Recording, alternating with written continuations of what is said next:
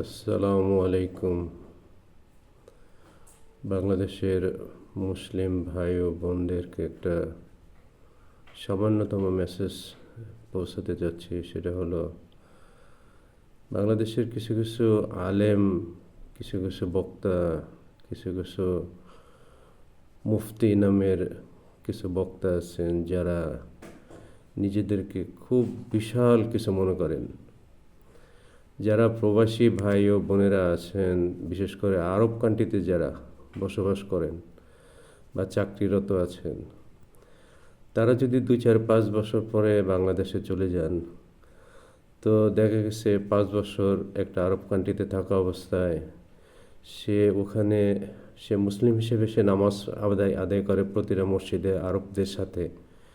তো আরবদের সাথে নামাজ আদায় করতে করতে তাদের যে একটা নামাজের অঙ্গভঙ্গ, সেটা প্রত্যক্ষ করে দেখে এবং ভাবে যে আসলে আমি তো বাংলাদেশ থেকে আসছি, এখানে কিছু নতুনত্ব।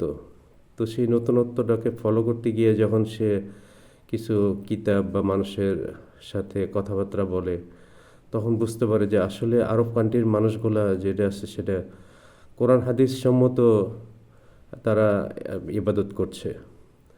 অথচ এই ইবাদতটা যখন বাংলাদেশে আসার পরে কিছু কিছু মসজিদে বা কিছু ইমামের পিছনে, কিছু মুসল্লির পিছনে যখন আদায় করা হয়, তারা তাদেরকে নিয়ে নানান ধরনের ট্রোল করে।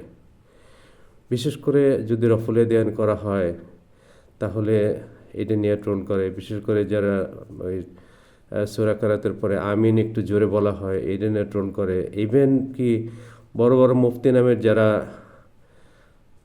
কি বলবো এদেরকে, এরা মুফতি নামের আসলে কি আমি জানি না, এরা কোথা থেকে কিভাবে পাশ করছে, মুফতি সার্টিফিকেটটা কে দিছে এদেরকে, এটা খুব জানতে ইচ্ছা করে। যে বড় বড় আজকালে যারা দায়িত্বরত মসজিদের খতিব নামের যারা যারা ইমাম আছেন, তারা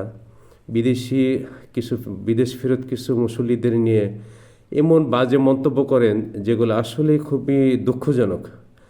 তখন মনে হয় যে বাংলাদেশের ইমাম বা যারা ইমামতি করেন, যারা পড়াশোনা করছে, মুফতি হয়েছে, তারা আসলে এককভাবে হাদিস কোরআনের বাইরে তারা পড়াশোনা করেছেন। এরা বাপদাদার যে ধর্মগুলো আছে এগুলো দেখে যতটুকু শিখছে ওইটাই তারা এখন ইমামতি অবস্থায় চালিয়ে দিতে চাচ্ছেন। বাংলাদেশে আসলে দেখা গেছে বাইরে আরব কান্ট্রি থেকে যে একজন মুসলিম দেশে আসে, সে ইমানটাকে ভারী করে নিয়ে আসে। আর বাংলাদেশে কোনো মসজিদে যখন নামাজ পড়তে যায়, নামাজ আদায় করতে যায়, তখন দেখা গেছে যে তার ইমানটা ধীরে ধীরে কমতে থাকে। এর কারণ হলো মানুষের ট্রোল করা, বড় বড় মুফতি আলেমদের কথাবার্তা, এগুলো রফলে দেনের বিপক্ষে, আমিনের বিপক্ষে, এই সমস্ত কথাবার্তা। আসলে এগুলা খুব জানতে ইচ্ছা করে যে এরা কোন টাইপের ইমাম, এরা কোথা থেকে পাশ করছে, ইমামের মুফতির সার্টিফিকেটটা কারা দিছে এদেরকে। ধন্যবাদ সবাইকে। আসসালামু আলাইকুম।